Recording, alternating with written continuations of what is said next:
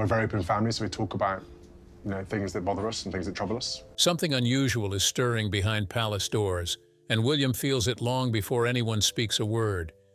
In yet another tale of royalty, quiet tension flows through the corridors, pulling William back to the one person he has spent years trying to understand: Camilla. She stands closer to him now, but the past has it that their relationship has not always been fond. From secret confrontations to open reconciliations, this is the tale of William and his stepmother Camilla, one that remembers the past and the pain it brings. It's a story of betrayal, of trust and healing. Before the storm. The morning begins quietly for William, the kind of quiet that often comes before he steps into another long day of duty. He stands by a wide window, hands behind his back, watching the gray sky over Windsor.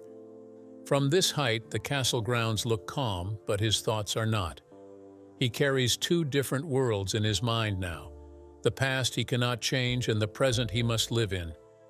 His life today is full of responsibility. He feels the weight of it more than ever. His father, the king, is recovering from health challenges that have pushed William forward faster than he expected. Every meeting, every ceremony, every briefing reminds him that he is no longer the boy who once stood behind his mother's coffin. He is a man expected to guide a kingdom, but even as he prepares for that future, another heavy truth lives in him. His younger brother, Prince Harry, is far away, not only in distance but in heart. Their relationship has been strained for years now, shaped by disagreements, interviews, books, and silence. They speak rarely. When they do, the words are careful and short. William does not show it, but it hurts him in a quiet, private way. He sometimes wonders how two boys who once shared everything could drift so far apart. Yet he knows why. Too much has happened. Too much has been said. Still, he loves his brother. That part has never changed. As he turns from the window, a soft knock touches the door. Standing there is someone whose presence once made him tense, but now brings a calmer, steadier air. Queen Camilla. She steps inside with a gentle smile, the kind she uses when she knows the room holds heavy thoughts. She asks if he is ready for the day's work. Her voice is warm, practiced, reassuring. It has taken years for William to grow used to this warmth, years for him to understand it, years for him to accept it. Their relationship today is polite, steady, and surprisingly cooperative. She supports him in his growing responsibilities, and he acknowledges her loyalty to the king. They have worked side by side during difficult months, state events, family crises, and moments when the public eye felt harsher than usual. People close to the family say they now share a smoother, more relaxed understanding. Time has softened the edges between them, but it was not always so. Not even close. There are moments, even now, when a glance or a memory pulls him backward. Back to the years when he was a teenager trying to protect his mother's memory. Back to the time when Camilla's presence felt complicated and painful. Back to when her name was linked to whispers, headlines, and secrets he barely understood. He does not show these thoughts. He never does. But they live quietly under his steady expression. Camilla steps closer, handing him a folder for the day's schedule. He thanks her, and she nods lightly before leaving the room. William watches the door close, feeling a strange mix of calm and heaviness. The woman who just stood beside him is now accepted as part of his family, respected, supportive, even kind. But there was a time when she represented something very different. That difference still echoes in him. It always will. He walks back to the window, looks at the sky again, and breathes deeply. He knows the day ahead will demand strength and clarity. He also knows that the story of his life cannot be separated from the story of the two women who shaped it, the mother he lost, and the woman who eventually took a place in the family. To understand his life now, one must return to the beginning, to the moment everything changed. And that moment lies in the shadow of his mother's death, where grief, confusion, and the first seeds of betrayal began to grow. And so the story moves backward to the beginning, to the boy William, standing in a world that suddenly felt empty. Join us as we unravel the past with him. The beginning of grief, the world seemed to slow to a stop on that day. William was just 15 years old, standing in a place between childhood and growing up, when the most important person in his life disappeared forever. Princess Diana was more than just a mother to him. She was his protector, his comfort, his entire understanding of love. Grief is a strange thing for a young person. It doesn't arrive all at once, but creeps in like a quiet shadow, taking the heart but by bit until it is overwhelmed. William would never forget the moments after learning about his mother's accident. The palace walls felt cold and distant. Grown-ups talked in hushed voices. Cameras flashed everywhere. But inside his heart, there was only a deep, endless silence. His younger brother Harry was just 12. Together they were two boys suddenly stripped of the warmest love they had ever known. William felt responsible. As the older brother, he knew he needed to be strong, but inside he was breaking into 1,000 pieces. Who would protect them now? Who would understand their pain? The royal family seemed like strangers during those early days. Traditions and protocols felt like heavy chains holding back real emotions. William watched how adults around him seemed more concerned with appearances than with healing. He saw his father Charles looking lost, almost as broken as William felt.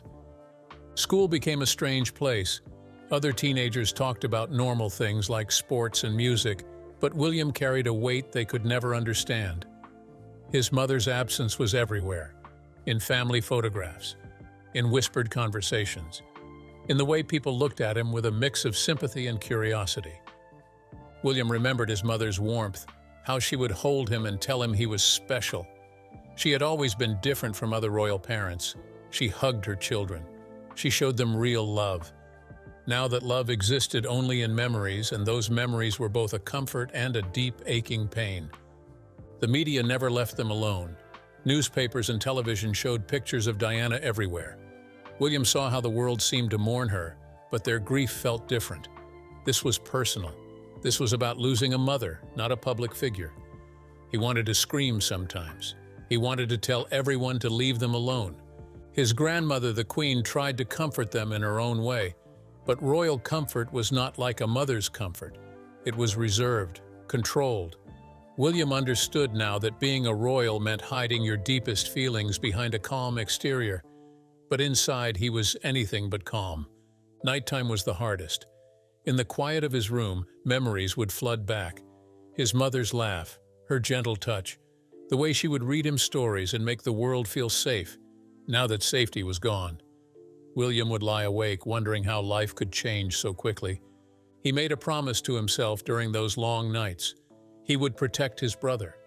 He would keep his mother's memory alive. He would be the kind of parent she was, loving, present, understanding. The pain of loss would not break him. Instead, it would make him stronger. The world saw a young prince trying to look brave. But inside, William was a teenager learning the most difficult lesson of all: how to survive when the person who loved you most is suddenly gone. His journey of grief was just beginning, and he would walk it with a mixture of strength and vulnerability that would shape the rest of his life.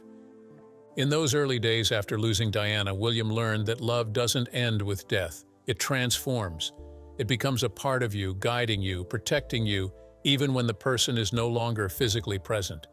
And for a young prince navigating an unimaginable loss, that understanding would become his greatest source of hope. But what led to this tragedy that scarred William? We're about to find out. The story of forbidden love. Long before the world knew their names, Charles and Camilla shared a connection that would change everything. Their story began years before official marriages, in a time of royal expectations and hidden emotions. They met when Charles was a young military officer and Camilla was a vibrant young woman from a respected family. Love is complicated, especially when it happens in a world watched by millions of eyes. Charles felt pulled between duty and desire. He cared for Diana, but his heart had always belonged to Camilla. Their connection was deeper than simple attraction. It was an understanding that went beyond ordinary relationships. The royal family lived with unspoken rules. Marriages were about continuation of bloodlines, maintaining traditions, and keeping up appearances. Charles tried to follow these rules. He married Diana, a young woman who captured the world's imagination, but inside his heart something else was happening. Whispers became louder over time. People started to notice. Journalists began asking questions. Private conversations became public knowledge. Telephone recordings revealed intimate moments that were never meant to be heard by anyone else. The world learned about conversations that should have remained secret. Diana knew something was wrong. She could feel the distance growing between them. William and Harry, young as they were, sensed the tension in their family. Children understand more than adults realize. They could feel the sadness, the anger, the broken trust that was growing around them. Charles struggled with his feelings. He loved Camilla in a way that felt true to him, but he also understood the pain he was causing. Every stolen moment, every hidden conversation created more distance from his wife and children. The weight of his choices became heavier with each passing year. Camilla was not a simple character in this story. She was a woman caught between her feelings and societal expectations. She had loved Charles for years, long before his marriage to Diana. Their connection was something they both believed was special and rare. The media became a monster that seemed to eat away at their lives. Every detail was examined, every conversation was dissected. Private moments became public spectacles. Charles and Camilla found themselves at the center of a storm that seemed to have no end. William watched everything unfold. As a young person, he felt the pain of a family breaking apart. He saw his mother's hurt. He understood the complexity of adult relationships in a way most teenagers never would. The royal family's problems were not just private matters. They became a national conversation.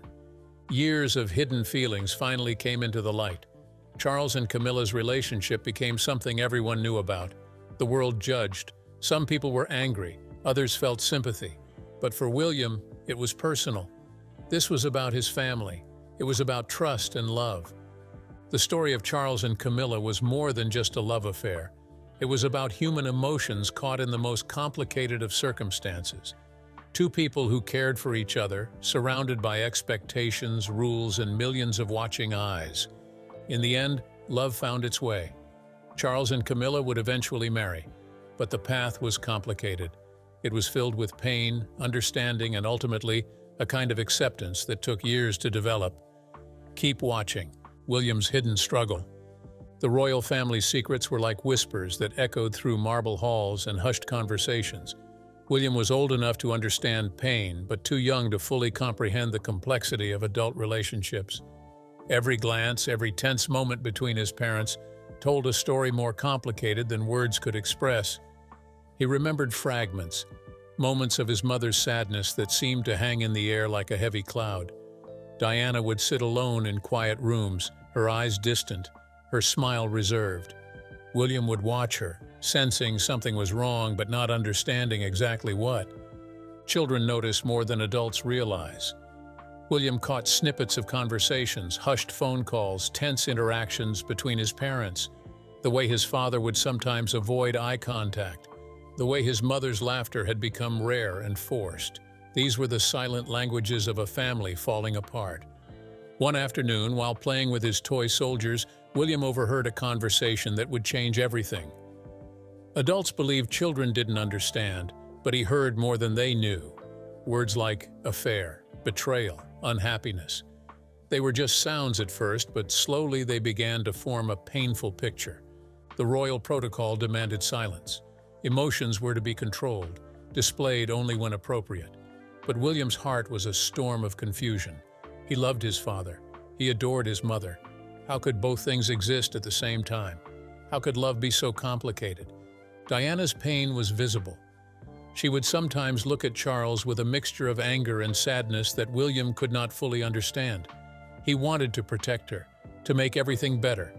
But he was just a child, caught in a world of adult decisions and hidden emotions. Loyalty became William's silent battle. He felt torn between loving his father and protecting his mother. Each family gathering became a minefield of unspoken tensions. Photographs showed perfect smiles, but William knew the truth lived beneath those carefully crafted images. The media made everything worse. Newspapers and television showed pieces of their family's private pain. William learned to build walls, to show nothing, to be the perfect prince everyone expected him to be. But inside, he was a boy wrestling with feelings too big for his young heart. Sometimes he would watch his mother talk about her struggles, not with words but with her eyes, the way she would look lost, the way she would hold herself differently when Charles was in the room. William became her silent protector, understanding more than anyone realized. He remembered nights when he would hear his mother crying. The sound would drift through the palace walls, a painful melody of heartbreak. William would lie awake, feeling helpless, wanting to fix something he did not fully understand. The affair was not just about two people. It was about a family breaking, about a young boy trying to understand loyalty, love, and betrayal. William was learning that families are not perfect, that love is complicated, that parents are human with their own struggles and mistakes. His relationship with his father became a delicate dance, respect mixed with confusion, love mixed with disappointment. William knew he had to be strong for his mother, for his brother, for himself. He was learning to navigate a world of complex emotions. Each year brought more understanding, more pain, more growth. William was not just a prince, he was a son, a brother, a young man trying to make sense of a family story that the whole world seemed to know better than he did.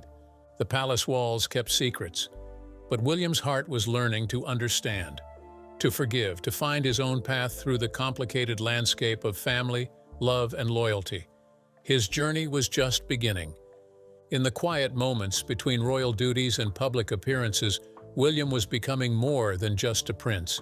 He was becoming a person who understood that love is never simple, that families are beautiful and broken, that healing takes time, and through it all, he would carry his mother's love, her strength, her vulnerability. These would be the true inheritances that would shape the man he was destined to become.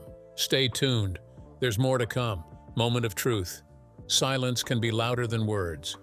William knew this better than anyone. The day he first truly encountered Camilla was not a dramatic scene from a movie.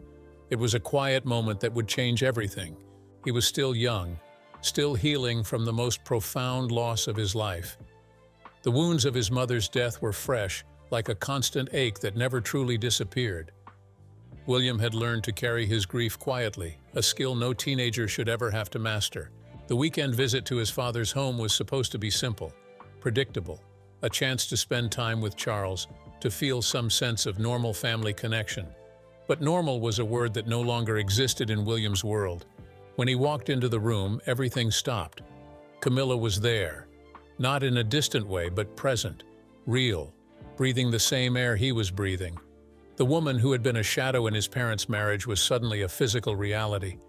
Her nervousness was palpable. William could see it in the way her hands moved, the slight tremble in her posture. She was trying to be calm, but William could read people in ways most adults could not. Years of royal training had taught him to observe, to understand the language beneath words. Charles seemed uncomfortable, caught between two important people in his life. William could see his father's attempts to create a moment of connection, but connection was not something that could be forced. It had to be earned. William remembered his mother, her kindness, her vulnerability, the way she had been hurt. All of those memories crashed into this moment like waves against a rocky shore. Camilla represented everything that had broken his mother's heart. The room felt too small, too quiet. Words were unnecessary. William's eyes said everything. They spoke of loss, of confusion, of a loyalty that transcended the complicated adult world of relationships and betrayals. Camilla tried to speak. Her voice was soft, uncertain. William could see she was trying, but trying was not enough. Not after everything that had happened. Not after the pain his family had experienced. His mother had always taught him to be kind, to understand. But kindness felt impossible in this moment. William was a son who had lost his mother, a young man carrying the weight of a family's unspoken pain. The moment lasted only minutes, but it felt like hours. Years of emotion compressed into a single, breathless interaction. William was polite. He was controlled, but inside a storm was brewing, a storm of emotions too complex for words. Charles watched, hoping, waiting, wanting some kind of connection. But connection cannot be manufactured. It cannot be forced. It must grow naturally, like a delicate plant that needs time and care. William's loyalty was to his mother's memory, to the love she had shown him, to the pain she had endured. Camilla represented a different story, a story of betrayal, of complicated adult emotions that had torn a family apart. At that moment, William was not just a prince, he was a son, a young man trying to understand a world that had taken so much from him, a world where love could be both a healing force and a destructive power. The encounter would become a moment of legend, whispered about in royal circles, analyzed by biographers.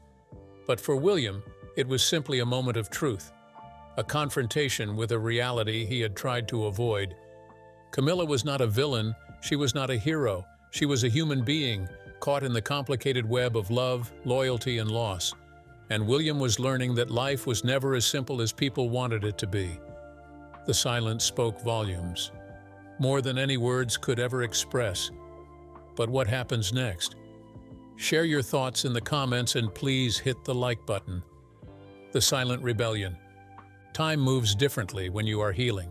For William, the years after his mother's death became a careful dance of survival and resistance.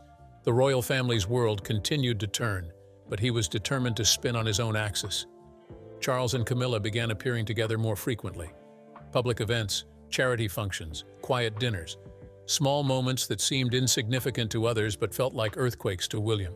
Each photograph, each shared smile, each public acknowledgement felt like another layer of betrayal. William watched carefully. He was becoming a master of controlled emotions.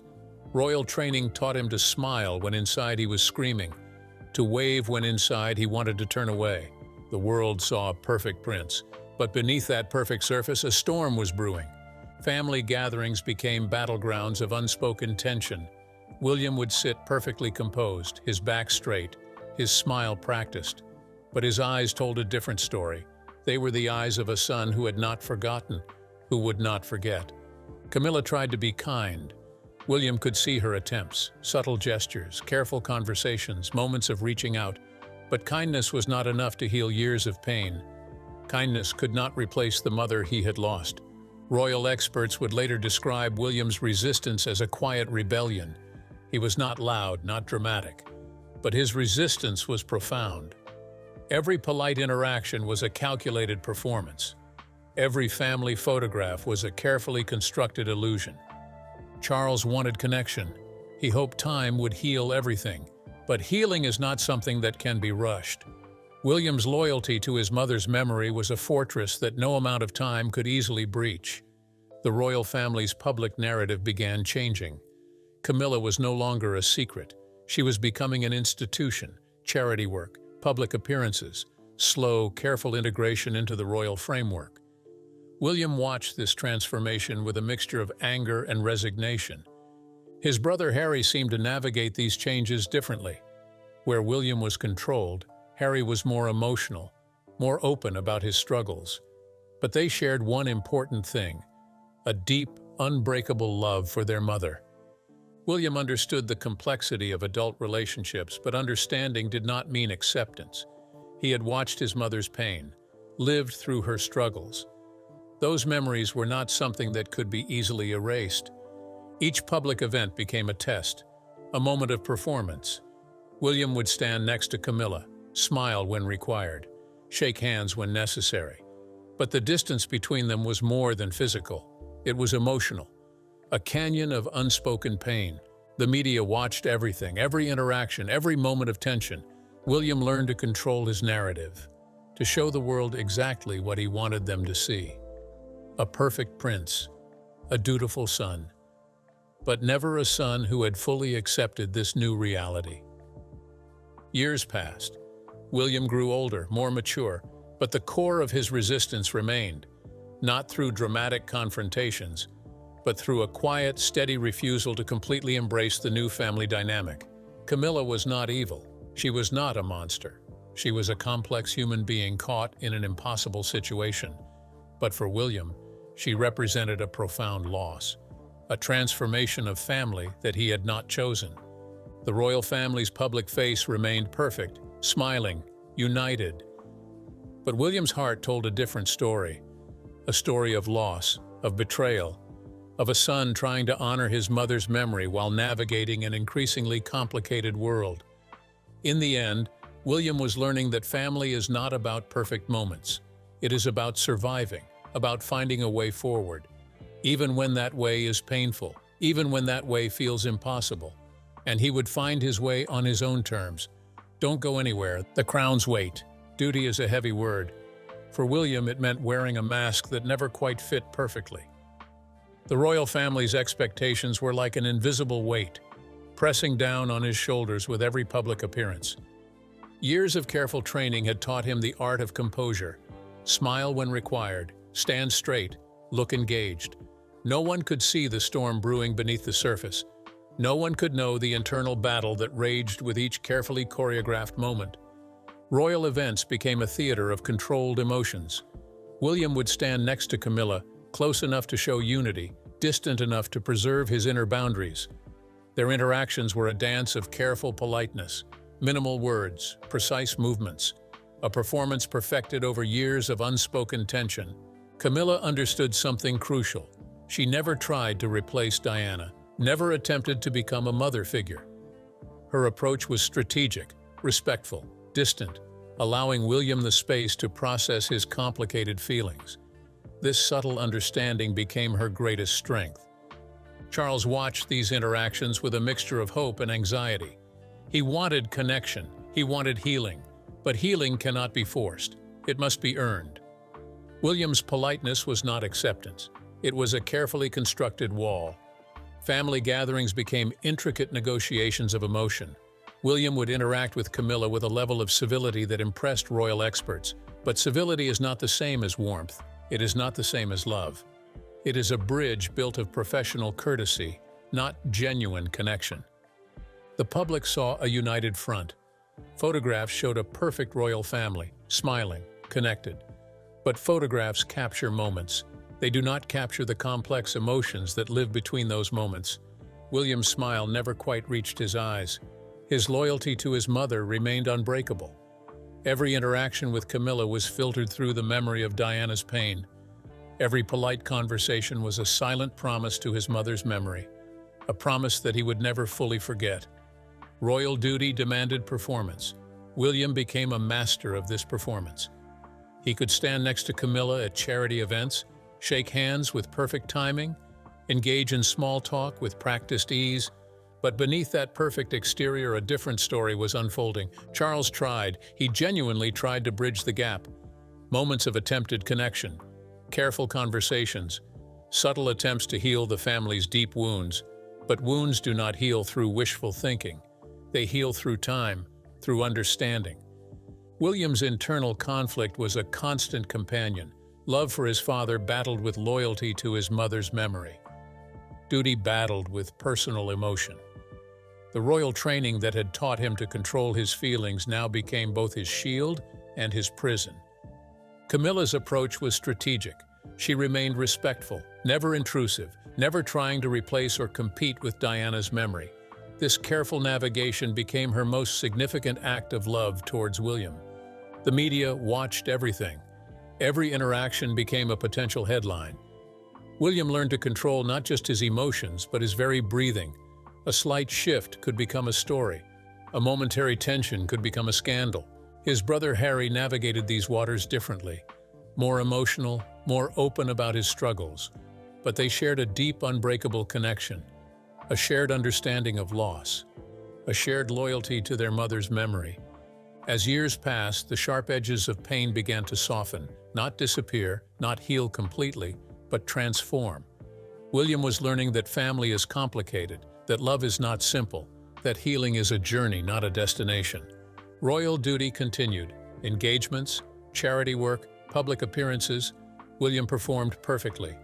But performance is not the same as resolution. The internal rift remained, a quiet, constant reminder of a family's complicated history. In quiet moments when cameras were not watching, William would remember his mother's love, her vulnerability, her strength. These memories were his true inheritance, more powerful than any royal title, more lasting than any public performance. The royal family continued. Camilla became a part of that family, not through dramatic declaration, but through careful, respectful integration. William's resistance transformed into a kind of acceptance, not warm, not complete, but present. And in that presence there was a form of healing, imperfect, complicated, but healing nonetheless. Will it erase the past, or will the scars remain? We're about to find out. The unhealed wound. Time does not always heal. Sometimes it simply reshapes wounds, making them less visible but no less painful. William understood this better than most. The betrayal of his childhood was not a distant memory. It was a living, breathing part of his existence. As an adult, William carried the weight of his past like an invisible armor. His politeness was a carefully constructed shield. His interactions with Camilla remained a delicate dance of controlled civility. Kindness from her side meant nothing. The damage was too deep. Royal insiders whispered about the distance. William and Harry had never truly opened up to Camilla, not in any meaningful way.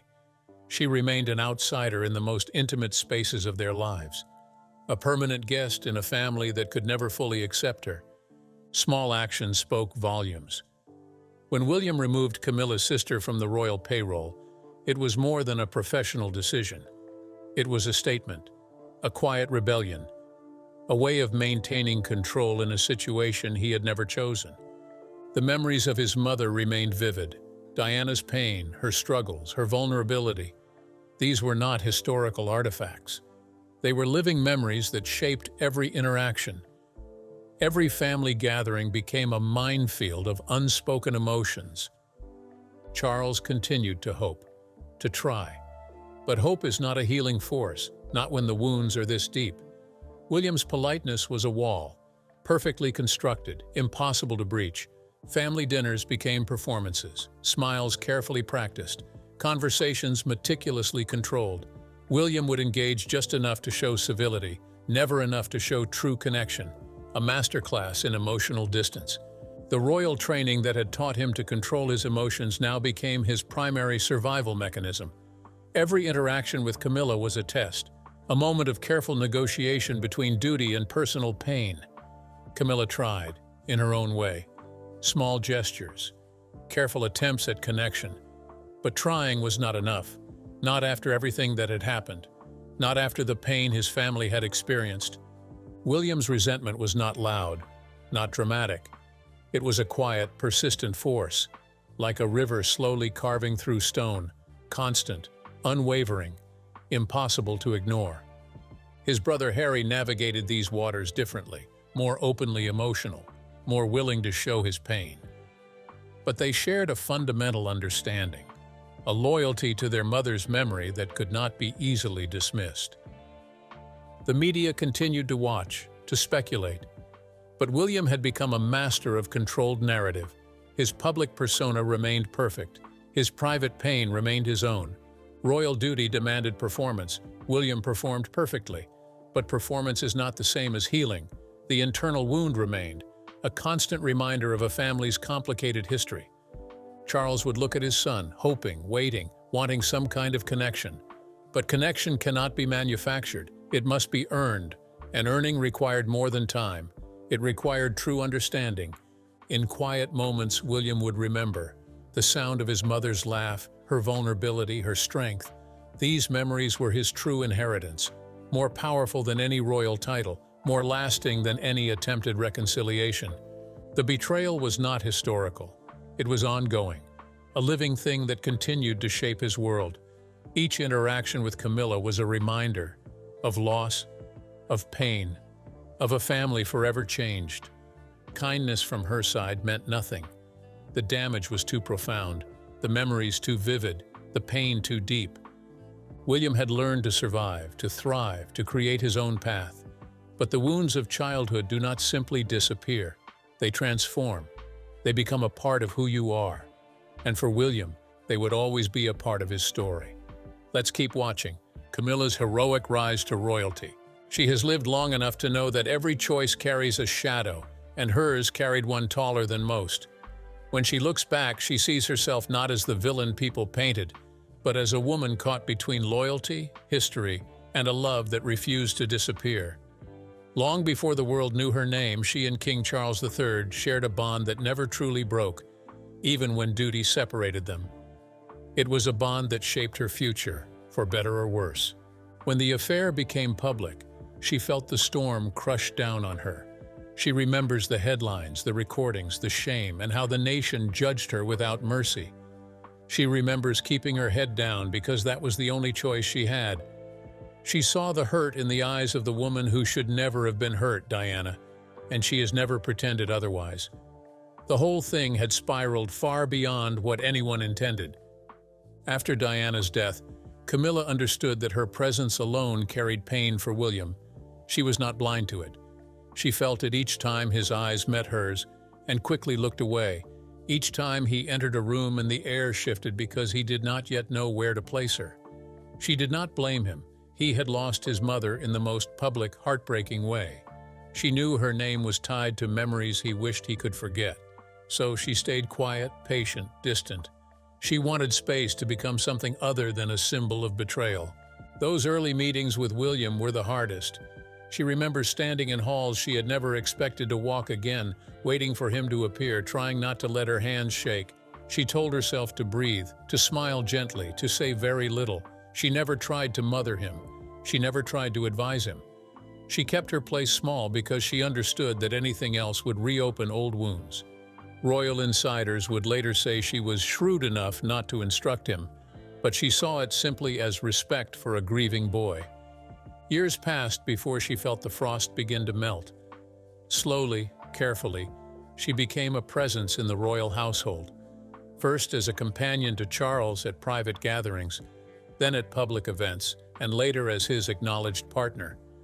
By the time they married in 2005, she had learned to walk a tight line between visibility and restraint. Every gesture had to be modest, every word measured. She knew the country was watching for a misstep, and she refused to give them one. In time, public anger softened. Not erased, but softened. She took on royal duties, supported charitable work, and proved that she was more than the scandal history had carved around her. She showed up consistently, quietly, respectfully. She learned to step back when the moment belonged to William and his brother. She learned to step forward only when duty demanded it. As the years went on, William grew into a calm, responsible man, and she made room for him just as much as he made cautious room for her. Their relationship never became warm in the way close families are warm, but it settled into something workable, polite, and steady. She sensed it most clearly during times of family difficulty, when illness touched the monarchy, when the brothers grew apart, when pressures mounted. William became a leader in waiting. She recognized the weight on him and offered support without overstepping. Now, in the present, she stands beside the king not as a scandal, but as his queen, a role she once never imagined she would hold. She has lived through anger, blame, forgiveness, and acceptance. She knows William does not forget the past, and she does not expect him to. Yet she also knows he respects her now, at least in the way that two people bound by duty and history can respect each other. And this brings her story toward the moment where item 6 begins. William, older and steadier, navigating life with Camilla as a permanent figure by his father's side, a woman he does not fully embrace but no longer resists, as the quiet tension between them settles into a lasting, fragile peace. Stay tuned for more on this tale, a royal understanding. Acceptance is not the same as forgiveness. William understood this better than most. Years had passed, wounds had transformed, but the core of his pain remained unchanged. The royal family operated like a complex machine, each member a carefully calibrated piece. William had become a master of this delicate mechanism. Camilla was now a functional part of that machine, not a mother, not a friend, simply a component of the royal system. Public events became their stage of carefully choreographed interactions. William would stand next to Camilla with perfect precision, smile when required, engage when necessary.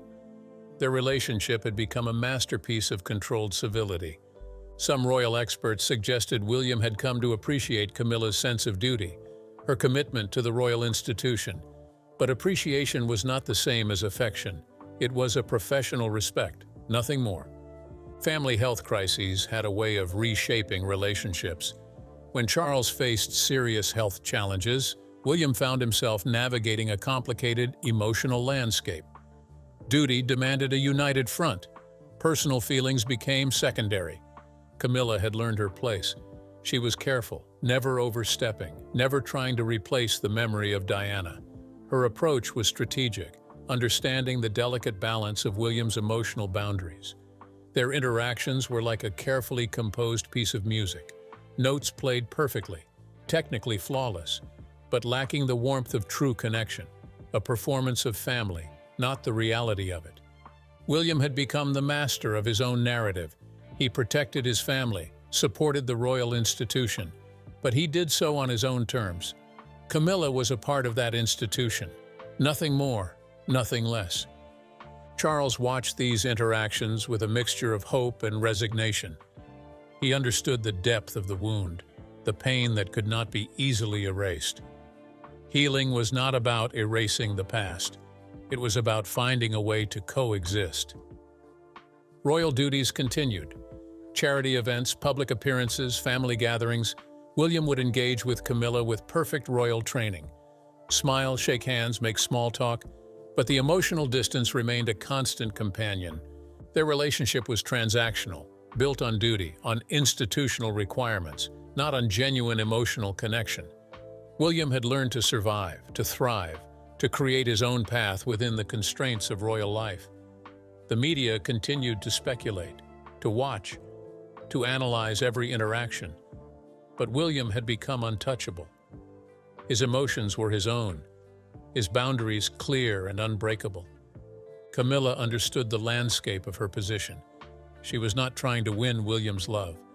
She was trying to fulfill her role, to support the royal family, to be a functional part of a complex institution. In moments of family crisis, they would stand together, united, supportive. But unity is not the same as intimacy. Support is not the same as love. William had carried the pain of his childhood, transformed it, used it to become a different kind of royal, a more human one, more connected to the world outside palace walls. Their relationship remained a carefully balanced equation, cordial when necessary, functional when required, but never truly warm, never truly close. Had healing occurred? Or had they simply learned to live with the betrayal? The answer, like most things in the royal family, remained beautifully complicated. A symphony of unresolved emotions, played with perfect technique, but lacking the true music of connection. William had survived, he had thrived, and in that survival he had found a kind of peace. Not the peace of forgiveness, but the peace of acceptance, a royal understanding, complicated, imperfect, but ultimately their own. Tell us what you think of this story. Will the bond between William and Camilla hold true? Share your thoughts below, and if this tale stirred something in you, share with us in the comment. Let the story of life and legends encourage us to live our best moments.